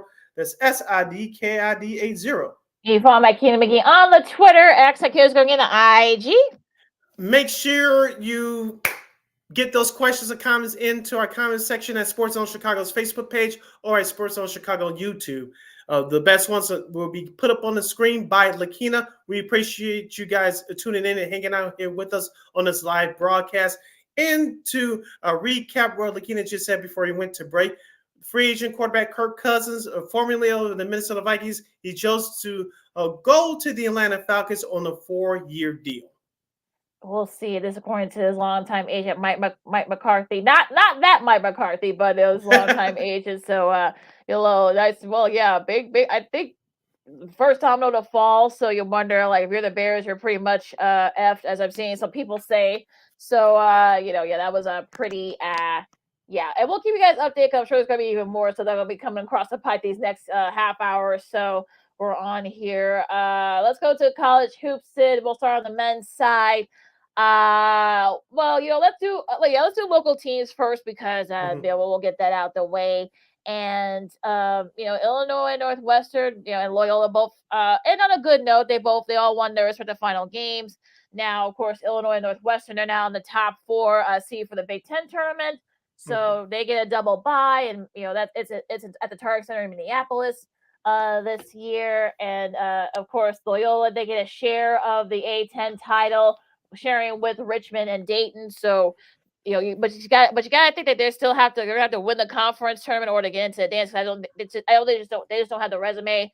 They just don't. So but Sid, what did you think? Yeah, first on Loyola, it helps that they beat Dayton. Excuse me, they beat Dayton last Friday at home, so that will help them a little bit. But like I said, just for them to be sure and get into the big dance this year, they'll have to win the 8-10 tournament. Perhaps they had to go through Dayton in the tournament final should they get there to do it. On the flip side, for the Big Ten, Illinois, they were impressive last night, beating Iowa on the road by the score of 73-61. Terrence Shannon Jr. led the Illini with 25 points. Coleman Hawkins did his thing defensively. Offensively, he struggled, but he was very good on defense. Also, Guerrier had 14 points last night. Matt Dosmat struggled from the field with only 11 points. But what I liked about Illinois, Lakina, Dane Danger, who was a starter the last 2 years for Illinois, he's been coming off the bench this year. He really made a big impact, scoring 9 points and grabbing 5 rebounds. But what I was most impressed with Lakina as far as the overall game was Illinois' team defense in that first half. They really shut down Iowa, especially from the perimeter. I know Iowa got back into it a little bit, but Illinois made some big buckets down the stretch, and they really won this one, finishing the year at 23-8 overall. Solid showing for Illinois, and they're kind of, like I said, they're kind of near under the 4 seed, so that might be, it'll be depending on who they play, the 13 seed, so that could be a dangerous spot if you're Illinois. So we'll see what happens there, and in a solid ending to their regular season. Also to Northwestern, they end their season on a high note after losing a tough one to Michigan State. So Boo Buie, of course, who's now the all-time leading scorer for Northwestern. So really good showing there. They get that double bye, beating Minnesota, taking care of business and beating Minnesota, doing what they're supposed to do. I know Barnhuser from for Northwest had 23 points. He's going to be kind of the guy that's going to have to step it up. Especially, how about Boo Buie? So do what you're supposed to against a team you're much better than, because Minnesota's still rebuilding. Also, that big guy Nicholson too is going to be a big key as well. So I watched a little bit of that game last Saturday night, especially toward the end of the game. It was very emotional, as you mentioned, for Boo Buie. It was senior night there, so Northwestern put out a heroic, inspiring performance. They finished the year with 12 wins in the Big Ten. It's time for most in school history as far as Big Ten conference wins are concerned. As we said the last couple of weeks, Lakina, especially after that bad loss to Michigan State, they had another bad loss in there too at home. I can't remember right now, but we said that the Wildcats had to finish the regular season on the high note, and they did just that. And now, as you mentioned, with Illinois, those two are the 2 of the 4 teams that get the double byes in the Big Ten tournament, which starts on Wednesday. Now, both Illinois and Northwestern will start their play in the Big Ten tournament on Friday. And Nebraska, they get the 3 seed. They finally win their first game of the season on the road. I mean, no trouble with Michigan. Again, no trouble with our Fred Hoiberg and crew. So I think if you're Nebraska, you want to try to get that win on Friday in the Big Ten tournament. That'll definitely cement that ticket to the dance. So you don't have to worry about having to be sweating and being on pins and needles. I was going to ask you about that. Do you think Nebraska's in the tournament? I think I think they should win. They should be, if they win their first tournament game on Friday. I think they should be okay. I've seen some of it where they're kind of like right there on the edge of it, but then some bracketologists said that they're already in. So I would say try to get to the semifinals of the Big Ten tournament. That way you can kind of get that doubt out your head. Some of the other regular season games. Houston in their first year in the Big 12, they get their first Big 12 title. They handled Kansas 76-46. I turned off this game like halfway. Well, I mean, despite if you saw Akeem Olajuwon, he was there. Of course, I think they were celebrating that team he was on that went to the championship game 40 years ago. Of course, they lost to Patrick Ewing and Georgetown. Also, too, Jim Nance was there from CBS Sports. Of course, I think that's one of the reasons why he wanted to kind of step away from doing the basketball coverage, because he wanted to kind of see what his Houston team can do. And Jamal Sneed, who became Big 12 Player of the Year, had 13 points and 10 rebounds. And Houston could, I think it's going to be between Houston, Tennessee, and Purdue for that number 1 overall. And then Connecticut, too. I mean, all 4 of those, they're the number 4. They're all the number 1 seeds right now. And I think all 4 had a shot to be that number 1 overall seed. You would think they'll come down to, let's be honest, Lakina. I know Purdue, they won yesterday, but you would think it will come down to, you could throw UConn in there as that 3rd team, but I think in reality it's going to come down between Houston and Purdue. I just got the sneaky feeling that Purdue will probably get that number 1 overall seed. It's going to depend on how they do in the Big Ten tournament. We'll see what happens there. Of course, UConn, speaking of, they took care of business against Providence. UK, Kentucky, that's what make our buddy CHGO's baseball's insider Jared Willis happy. Not Sid, unfortunately. They held off Tennessee, which was a very interesting game from kind of like from start to finish. Tennessee was up big. Kentucky came back. Kentucky was up for a little bit. Tennessee came back.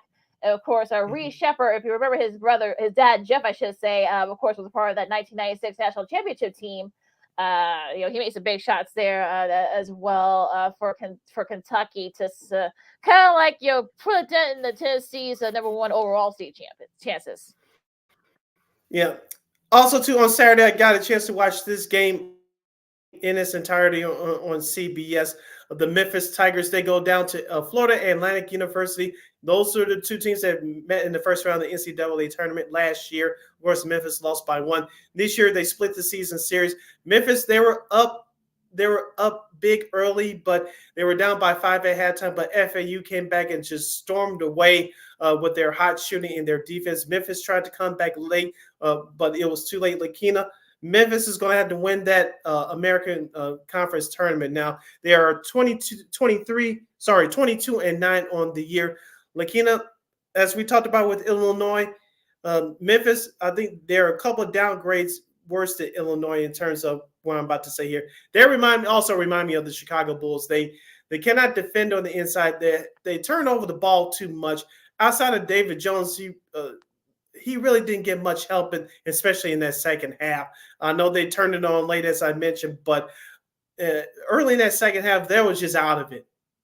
Yeah, you're gonna have to. Pretty disappointing season for Memphis. They're definitely gonna have to win that American Conference tournament to get that ticket punch to dance. There, Utah State, they win the Mountain West Conference. They edge out New Mexico. South Carolina, Lamont Pope. I mean, look, he's a guy that you might be hearing his name a lot for a bigger job. So South Carolina's got to do everything they can to try to keep him. Alabama, no trouble. Arkansas, they pull away from them in overtime. Creighton edged out Villanova. Texas Tech, got the best of Baylor. Iowa State, just missed finishing up. But they did beat Kansas State, and they did have to go to overtime, so that's a good thing. Not a good season for USC for Andy Whitfield and his guys, but they did get a nice upset win against Arizona. So DJ Rodman, of course, as Robin's kid, had 19 points to lead the way there. Probably their best game of the season, no doubt. So nice. Yeah, don't forget LeBron James' son is on USC as well, Bronny Jr.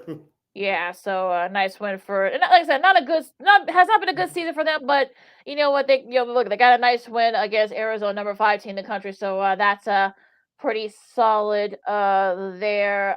Going to tickets that have already been punched for the big dance. Morehead State, they're going back for the second time in 3 years. They clinched the Ohio Valley Conference Championship. Their ninth NCAA tournament appearance.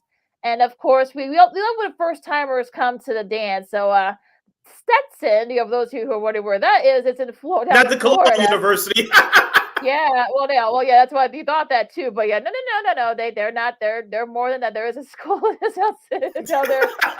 Central Florida. They beat the number 1 seed in the A-Sun tournament, and they're going to the dance for the first time. So a nice win for that program. The Hatters of Stetson University. They win the Atlantic Sun. Drake, they're going back for the first time, the second straight year, back to back. They they came back and beat Bradley, really brave. They were up by like 13 points, really, really. Of course, they gave up a lead against Indiana State, but they held off the Sycamores. They're going back for the second straight year, and a lot of people thought there was going to be a down year for them, but they were able to persevere and they end up winning it. Yeah, congratulations to all those schools that punched their tickets over the Oh, weekend. Longwood. I forgot about Longwood. Don't want to forget about Longwood. Okay. They're going back for the second time and also in 3 years. They win the Big South Conference tournament. Sorry. All right. Congratulations to all those schools. Lakina, I did want to go back to Saturday's action. Of course, in the Big East, I watched the conclusion of this game after watching Memphis fall flat on their face to FAU. St. John's, Rick Pitino and crew, they get it done 86-78 in Madison Square Garden in that tough matchup against Georgetown. That Denise Jenkins, Lakina, if I pronounce his name correctly, he is at BC, scored 23 points for St. John's, while Jaden Epps scored 23 for Georgetown. Lakina, I'm not going to sit here and say that St. John's is going to win the Big East tournament. Is it possible? Technically, yes, but I think they need to win at least 2 games, in my opinion, for them to get into the dance, because they've been on a nice run for the last 2-3 weeks.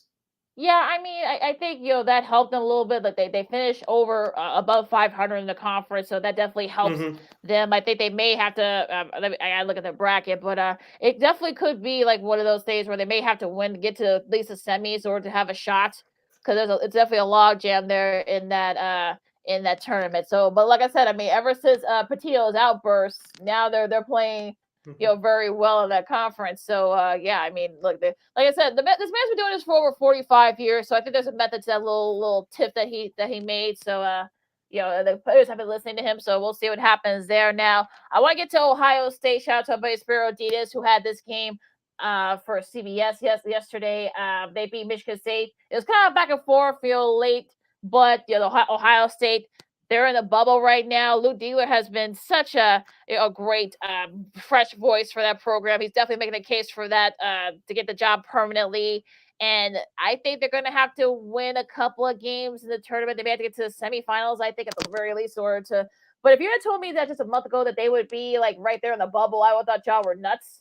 But hey, look at that. Now they're right there in the bubble discussion. Yeah, and I know they beat Rutgers yesterday to end their regular season. I'm talking about Ohio State. But, Lakina, I still believe at the end of the day, as of right now, that the Big Ten will get 6 teams in there. I definitely do not see 8. 7 is an outstretch, but I think they will get 6 in. If that's the case, Lakina, I think it's going to come down to Michigan State or Ohio State. Which one do you think has the edge right now? Because there's a few people that believe that Ohio State could be that team that makes a run in the Big Ten tournament. I think Michigan State, may be on their way out. I think that lost to Indiana yesterday. I had the game wrong. My bad. That's a game that's real deal. It's called for CBS. But I think that game against Indiana, the fact that they lost in that, against an Indiana team that's definitely rebuilding, that team that's probably not going to help their chances. So I think if you're Michigan State, you want to try to get it going there with that get it going in that Big Ten tournament to give you a shot. Because I think they're right on. It's really all going to depend on how each of these teams do. If you're a North Carolina State, if you're a New Mexico or Ohio State or Michigan State, I'm putting Gonzaga in there. Yes, I'm putting them in there. I know some people say, "Oh, they're already in." No. They need to win the WCC in order to get into the tournament. That's the only way for me. So but yeah, it's really going to depend on how the Georgia Techs, the Wake Forest. I mean, those are the schools. It's going to be interesting to see how those schools go in their tournament. That's going to be the key here. Yeah, I was going to ask you about. Well, let me get to the West Coast Conference first. Let's just say, assuming that Gonzaga wins it, do you think the committee takes 1 or 2 other teams from that West Coast Conference in there, like St. Mary's or San Francisco? If they do, I think it will be 1 other team, but I don't think it's going to be 2. Yeah, it's going to be St. Mary's. I mean, if they don't win the tournament, it's going to be St. Mary's because they've had a good schedule. I figured that.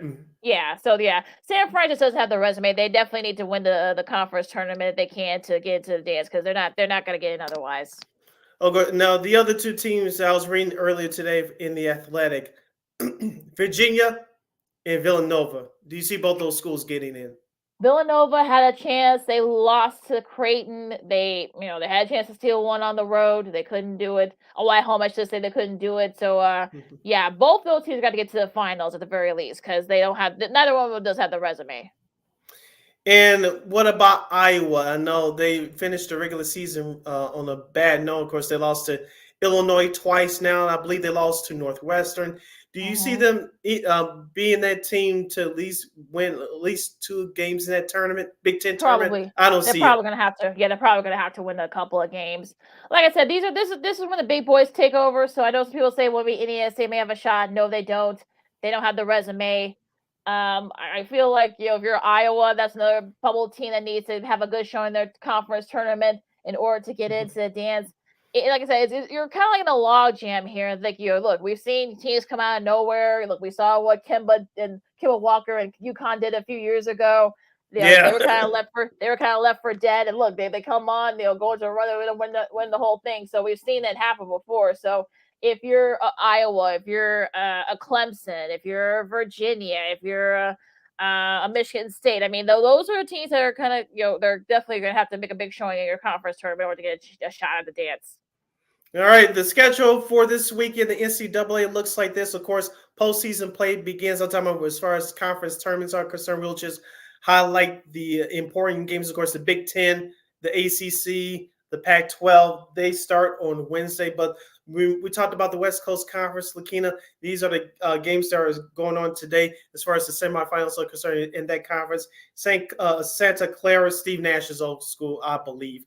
They face number 21 St. Mary's. That's tonight at 8 o'clock on ESPN, followed by San Francisco at number 17 Gonzaga in the other West Coast Conference semifinal game. I think these 2 games tonight are the most important games in that conference tournament. Definitely. And Stony Brook and Hofstra, that's going to be for the Colonial Conference tournament title. So that should be a fun title there. Both these teams hoping to go back to the dance. So it's been a while for Stony Brook. I know Hofstra's been there a few times. That's the fighting. Jay Wright used to coach that school, by the way, before he went to Villanova. Went to tournament a couple of times there. And our buddy Jordan Burnfield, who's going to be friend of the show, is going to be calling these games in the Horizon League, Cleveland State and Oakland at 6 o'clock on ESPNU. Where's the other one here in the Horizon? Oh, yeah, Milwaukee and Northern Kentucky at 8:30. After that game on ESPN2. So they're starting to get it going there. And our girl Christine Manica from KXRB, I know South Dakota and South Dakota State, they're going to be facing each other in the Summit League. So that's going to be a fun one there. I wish she was here so that we can kind of. I know she would have a lot to say about that. But yeah, the ACC, they start their conference tournament on Tuesday, I should say, tomorrow. And the Big Ten, they start on Wednesday, and so does the Big East. So and the A10 does as well. So does the Big 12. The Big 12, they start their conference tournament tomorrow. So this is when the big schools start to get going. Of course, you still got a little sprinkles on the other schools. Like I say, A10, they start their tournament tomorrow. They got the SWAC, the MEAC, the Southland, the Southwest, the SWAC conference. So yeah, a lot of days are in full swing here with these conference tournaments. Okay, and the Loyola Ramblers of Chicago, they'll play their first game in the Atlantic 10 tournament. That's on Thursday at 4 o'clock Chicago time on the USA Network. Their opponent is to be announced. So Loyola will play their first game on Thursday on the USA Network at 4 o'clock Chicago time in their first game of the A10 tournament. I think wherever they're going to play, I think we'll be talking about a victory when we come back here on Friday. So as we said before, the picture is going to become a lot clearer as we'll be back on Friday in the tournament. Like I said, these conference tournaments will be starting to wind down, and we'll get a clear view of who's going to be these bubble teams that we should be watching out for. Because right now it's a crowded field. I think that field, as far as the bubble teams, will shrink just a little bit once we return on Friday.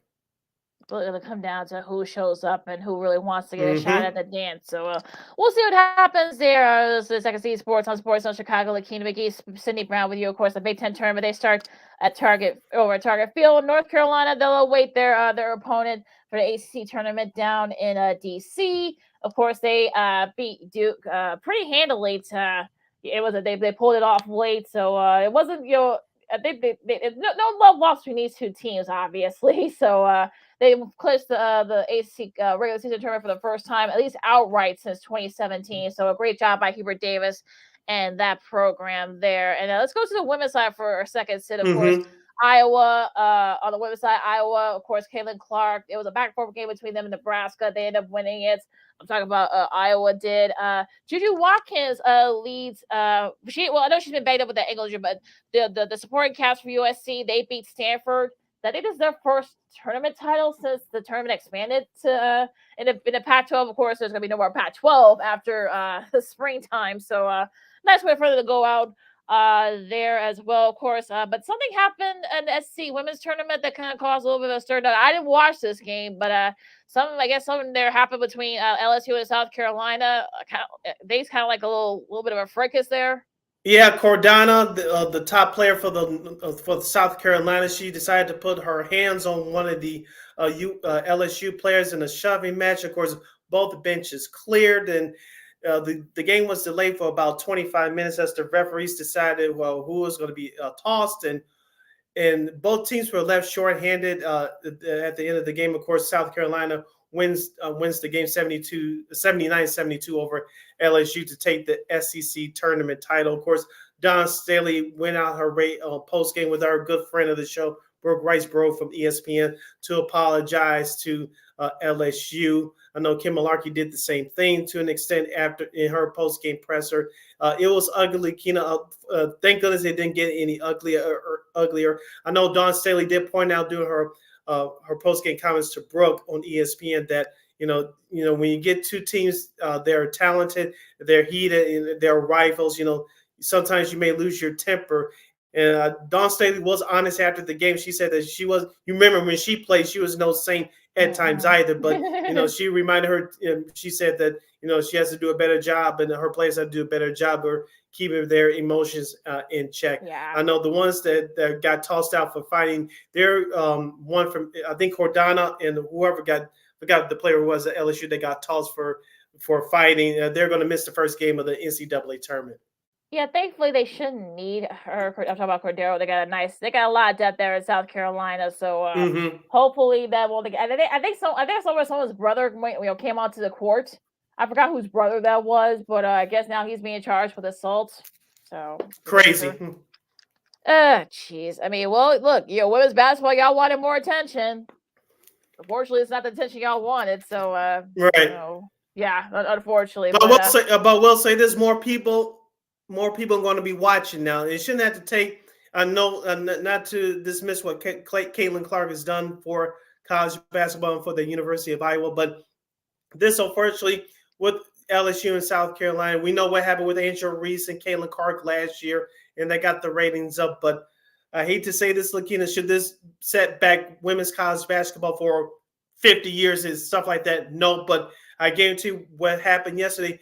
Whenever South Carolina and LSU plays outside of Caitlin Clark, those two teams are going to get more attention now as the women's tournament starts in a couple of weeks. Oh boy, yeah, it'll be interesting to see what happens there. Just like I see sports on Chicago, Lakina McGee, Cindy Brown, with you. Real quick before we go to let's talk a little bit of Blackhawks first before we talk to Old School TV Monday. But we're getting some numbers for Mr. Kirk Cousins. He's $180 million that 4-year contract, only $50 million guaranteed. So I think his agent might have made the biggest finesse of all time. Yeah. You think? And of course, now we know where Saquon Barkley's going. He's going to the NFC East rival. I know this will make him happy. This won't make Giants fans happy. The Eagles. Yeah, he is going to the Eagles. Beefing up that backfield. Of course, now that Swift's with the Bears. They get their replacement and Mr. Saquon Barkley. We know. I'm sure he's going to have those Giants games circled in his e-calendar. So, yeah, what do you think about these two latest moves? Yeah, those are great signs for both those teams. Lakina, I just had this thought in my mind. You know that the NFL schedule is going to be released 1 week later after the NFL draft. Mm-hmm. Remember, Philadelphia is going to open up in Brazil the first weekend of the regular season on that Friday. I think it's September 6th, if I'm not mistaken. Uh-huh. If you're the NFL, especially with Saquon Barkley now signing with the Eagles, That first opponent should be the New York Giants. Ooh, You cannot fumble the bag if you're the NFL, folks. You cannot. boy, this is gonna. Oh Lord, this got a little bit interesting. Well, it was already interesting in the NFC East, but now it's gonna be even more interesting now that you got all this happening. So it's gonna be very interesting if they do go that route. So I'm looking forward to it. This is gonna be interesting. Now, real quick before we go to Old School TV Monday, of course, we do a little bit of that hockey here. The Blackhawks, no trouble with the Coyotes, 7-4. It was a great offensive clinic, especially for the Blackhawks, and of course, Connor Bedard. It was kind of like, look, if you took the over in this game, I think you gotta be feeling pretty good if you're the Blackhawks. You got 2 goals and like 3 assists, and excuse me, Colin Blackwell got his first hat trick with the Blackhawks, so his first career hat trick. Yes, congratulations to those 2 young gentlemen. And first of all, Colin Blackwell, he's been doing well these last few games. It's nice that he got rewarded with his first career hat trick. Connor Bedard, he's been playing well in spurts ever since his return from the jaw injury. I know head coach Luke Richardson says he has to develop some toughness and not show any emotion in terms of letting the physical hits bother him, in which I do agree with him on. Connor Bedard, it seems like he's a smart young man, so I think he's going to figure it out. Remember, he's only 18 years old, folks, so he's going to figure it out. He has his head on straight. But the Blackhawks benefited from playing the Coyotes last night. I know the Coyotes are not in the playoff race, but they still are an NHL team as well. So the Blackhawks benefited from the Coyotes being a bad team, and they took advantage of it. And it's best in the Blackhawks. This is. They've been playing up and down. I'm talking about the Hawks these last couple of weeks. This has been one of their best efforts in recent memory.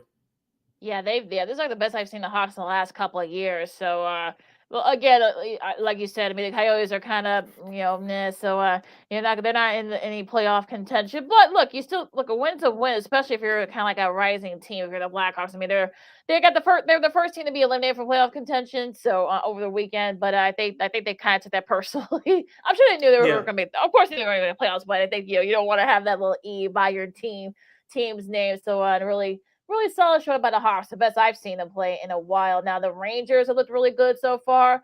The Carolina Hurricanes, they've looked pretty good the last few weeks. Who else? The Panthers, they've been pretty solid. The Bruins, we'll see if they can kind of, maybe it's good. Maybe they're not the number 1 seed right now. Maybe that'll get the pressure off them a little bit. Toronto, we'll see if they can break the streak of Canadian teams that go not win the Stanley Cup. Dallas looked really good. Winnipeg's looked good. Vancouver. So still a lot to be decided here with some of these top seeds in the NHL side. But look, I'm liking what I'm seeing so far with some of these teams. Yeah, as we'll get into more later on as the regular season winds down. Yeah, could this be the New York Rangers' year? I know the New Jersey Devils, they're fighting for their playoff lives right now. Can Carolina finally break through? Will Boston have a bounce back year after being eliminated by Florida last year in the first round after having one of the best regular seasons statistically of all time? So a lot to be decided in the Western Conference is definitely going to be up for grabs. Oh, definitely. It's going to be a slugfest in the Western Conference. Now, the Islanders have won 6 in a row as well, so I guess Patrick Waugh starting to find his footing with that team. So, I think look, I know on the East side is probably the Rangers and perhaps maybe the Panthers and everybody else, but that second tier teams in that conference is actually pretty good. Yeah, like I said, we'll see what happens as we still have a little bit of a month to go left in the regular season. All right, Lakina, we have a couple minutes left as we wind down the Monday edition of 6 Second City Sports on Sports Zone Chicago. As we now will do an abbreviated edition of Old School TV Monday. And today we will salute America's Funniest Home Videos. That's right, abbreviated as AFV. Of course, the series started in 1989 as a special on ABC, and it debuted as a regular weekly series in January of 1990. The show was originally hosted by the late great comedian Bob Saget. Of course, after 8 seasons, he stepped down. John Fugelsang and Daisy Fuentes, former MTV at the time, took over as host for his 9th and 10th seasons. After 2 years of being shown as occasional specials, It was hosted by various actors and comedians such as D.L. Hughley, Richard Kind, Stuart Scott, Steve Carroll, Mike Kasem, and Carrie Kasem among hosting international versions. ABC brought the series back Friday nights in 2001 with Tom Bergeron taking over the hosting duties. Bergeron is the longest running host in the show's history to date, staying on AFV for 15 seasons until he stepped out in 2015. Now, Alfonso Ribeiro, a.k.a. Carlton Banks from Fresh Prince of Bel-Air, is now hosting the show in its current format. And he's the current host, of course, of Dancing with the Stars, that reality show.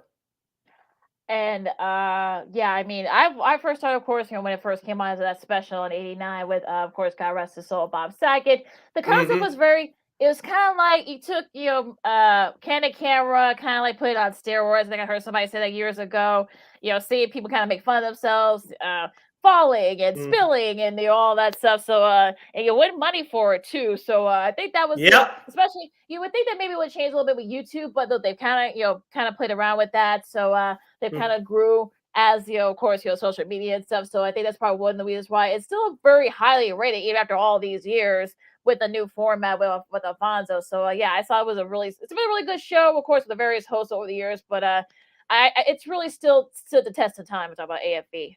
Yeah, and especially now, as you mentioned, with social media via Facebook, YouTube, and Twitter X, and those various outlets. I remember in the beginning, like you said, when it first started. Remember camcorders, folks? For those of you our age and older, camcorders, Polaroid picture. Shout out Outcast, but you had camcorders were hot back then. VHS tapes you had to use to record that. I remember this one episode. I think it was during his first season. You probably saw this. I'm sure somebody has it up somewhere on YouTube. Remember this one little boy celebrated his birthday. One of his parents said, I think his mom was like, blow out the cake. He spat it in him, kind of went out. Yes. That was a very funny but cute moment. Yeah. You can never go wrong with pet videos too, and all that, and of course, someone, like I said, a poor guys get hit in their crotches in their nether region. So that's always funny. This was before Jackass on MTV. Yes. This was before Punk'd and all that. So, like I said, this was America's Funniest Home Videos. This was the nice family friendly version of those show programs that we saw on other networks for years to come. Yeah, they definitely like paved the way for those shows. And look, I mean, it's still like you said, of course, you can do it on your phones now. You can do it with you had to do those big like VHS recorders with those big cameras and such. Now you can do it right here on your phone. So you can definitely see how much the quality has changed over the years, but the videos have still been very good and they're still funny. So it's kind of like one of those things you're kind of like, it's still, like I said, it's still very highly rated despite all this stuff. You got social media. That's where they kind of pull the video clips from, some of them. So it's definitely kind of as the show has aged, it's kind of evolved. So I think that's a good thing, especially with a show like AFB. All right, so for Old School TV Money for this week, we will salute the ABC TV long-running series, America's Funniest Home Videos. Lakina, take us home. You can follow my Keena McGee on the Twitter, X, at Keena Scorpion, on IG. You can follow your Shalice Anybra on the Twitter, X, and the IG at SidKid80. Once again, that's SidKid80. That's SIDKID80. That's SIDKID80. Make sure you follow Sports Zone Chicago on all social media platforms on Facebook, Twitter, X, Instagram, and YouTube.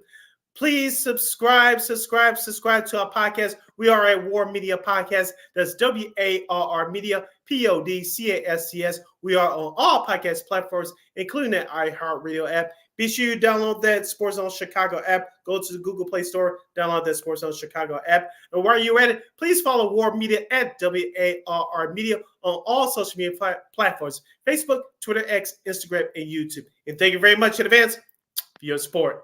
Like, share, subscribe, and tell your friends. Be sure to catch Second City Sports live in the living color every Monday, every Friday from noon to 2 p.m. Central Standard Time, right here on Sports Zone Chicago. One more again, as the kids would say. Catch Second City Sports live in the living color every Monday, every Friday from noon to 2 p.m. Central Standard Time, right here on Sports Zone Chicago. All right, and of course, you can catch Sports Zone Chicago anytime, anywhere on Roku TV. Of course, you can catch Sports Zone Chicago through the app. You've got the Roku TV app, whatever Play Store that you have. You can catch our show, Sean and Maya, the Smoke Fellas, and What's Up, Cuz. It's all right there for you. Other great content right there on Sports on Chicago. So if you miss our show or any other shows, episodes, you can catch them all right there for you 24/7, anytime. Anywhere, I should say. And you know we will provide. Okay, folks, we got some more stuff coming down the pike, this next few days. We'll talk about that on Friday. So, Forsted, I'm like, can enjoy all the great conference hoops action, the spring training baseball, and the NBA, and a whole lot more. This has been Second City Sports on Sports of Chicago. Be safe out there, and we'll see you Friday. Holla!